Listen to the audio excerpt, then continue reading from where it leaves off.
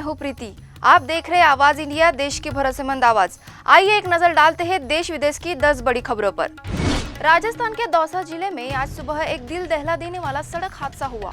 सालासर बालाजी के दर्शन करके लौट रहे श्रद्धालुओं की पिकअप वैन खड़े ट्राले से जा टकराई। इस टक्कर में 10 लोगों की मौके पर ही मौत हो गई, जबकि कई गंभीर रूप से घायल है। मृतकों में महिलाएं और बच्चे भी शामिल है। सभी घायलों को नजदीकी अस्पताल में भर्ती कराया गया है। पुलिस ने मौके पर पहुंचकर जांच शुरू कर दी है। हादसे की वजह फिलहाल ड्राइवर की लापरवाही और तेज रफ्तार मानी जा रही है। मानसून सत्र के 17वें दिन भी संसद में एसआईआर मुद्दे पर जमकर हंगामा हुआ। विपक्षी सांसदों ने आसन की ओर कागज फेंके और नारेबाजी की। इसके बाद लोकसभा और राज्यसभा की कार्यवाही 18 अगस्त तक स्थगित कर दी गई है। सूत्रों का कहना है कि अब सत्र बीच में ही अनिश्चित काल के लिए स्थगित किया जा सकता है, क्योंकि अगले 5 दिन अवकाश रहेगा और सत्र 21 अगस्त को समाप्त होना है। इस पर अभी आधिकारिक घोषणा नहीं हुई है, लेकिन माना जा रहा है कि हंगामे की वजह से अब कोई बड़ा कामकाज होना मुश्किल है।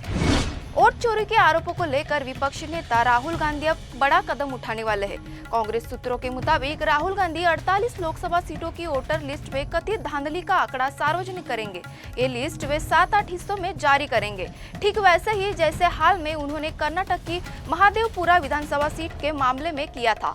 सोमवार को विपक्ष के 300 सांसद के चुनाव आयोग तक पैदल मार्च किया था, जिसमें राहुल, प्रियंका गांधी, अखिलेश यादव समेत कई नेताओं को हिरासत में लिया गया और बाद में छोड़ दिया गया। इस दौरान वोट चोरी बंद करो और तानाशाही नहीं चलेगी के नारे गूंजे।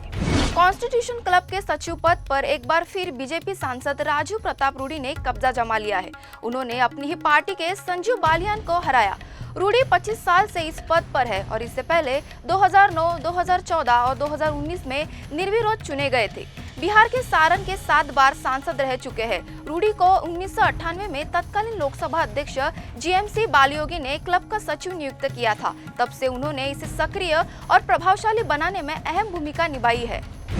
विपक्ष के शोर शराबे के बीच लोकसभा ने खान एवं खनिज विकास एवं विनियमन संशोधन विधेयक 2025 पारित कर दिया। केंद्रीय मंत्री जी किशन रेड्डी ने कहा कि ये बिल लिथियम, कोबाल्ट जैसे क्रिटिकल मिनरल्स की सप्लाई सुनिश्चित करेगा, जिनकी जरूरत सोलर पैनल से लेकर रक्षा और अंतरिक्ष तक हर सेक्टर में है। 1957 के अधिनियम में 6 अहम बदलाव किए गए हैं, जिससे राज्यों को अतिरिक्त राजस्व मिलेगा और राष्ट्रीय महत्वपूर्ण खनिज मिशन को बढ़ावा मिलेगा। तमिलनाडु में सीबीआई ने 120.84 करोड़ रुपए के बैंक फ्रॉड मामले में 6 ठिकानों पर छापेमारी की। ये केस मद्रास हाईकोर्ट के आदेश पर दर्ज हुआ था। आरोप है कि एक कंपनी ने बैंक से कई क्रेडिट सुविधाएं धोखाधड़ी से ली और पैसों को बहन कंपनी और निजी संस्थानों में घुमा दिया।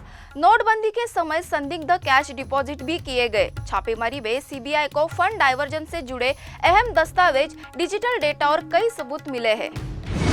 सुप्रीम कोर्ट ने आदेश दिया है कि दिल्ली एनसीआर की सड़कों पर आवारा कुत्तों से मुक्त किया जाए और सभी कुत्तों को शेल्टर होम में शिफ्ट किया जाए।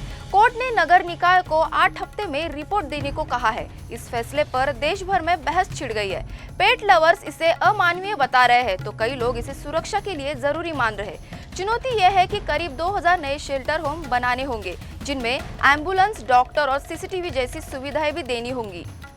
ईडी ने उन्हें 13 अगस्त को पूछताछ के लिए दिल्ली तलब किया है। मामला अवैध सट्टेबाजी प्लेटफॉर्म एक्सबेट से जुड़ा है, जिसका रैना ब्रांड एम्बेसडर रहे हैं। आरोप है कि इस ऐप को प्रमोट कर उन्होंने लोगों को बैटिंग के लिए प्रोत्साहित किया। इससे पहले ईडी ने देश भर में 15 जगहों पर छापेमारी कर सुराग जुटाए थे। महिला ओडीआई वर्ल्ड कप 2025 के शेड्यूल में बदलाव की तैयारी है। बेंगलुरु के एम चिन्नास्वामी स्टेडियम से मैच हटाकर उनकी मेजबानी तिरुवनंतपुरम को दी जा सकती है। कारण है कर्नाटक सरकार की ओर से समय पर अनुमति न मिलना। टूर्नामेंट 30 सितंबर से 2 नवंबर तक भारत और श्रीलंका में होगा। अगले 1-2 दिन में बीसीसीआई की इसकी आधिकारिक घोषणा कर सकता है।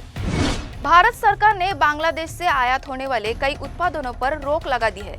इनमें जूट की रस्सी, बोरे, थैले, बुने हुए कपड़े और सुतली शामिल है। अब इनका आयात सिर्फ मुंबई के न्हावा शेवा बंदरगाह से ही होगा।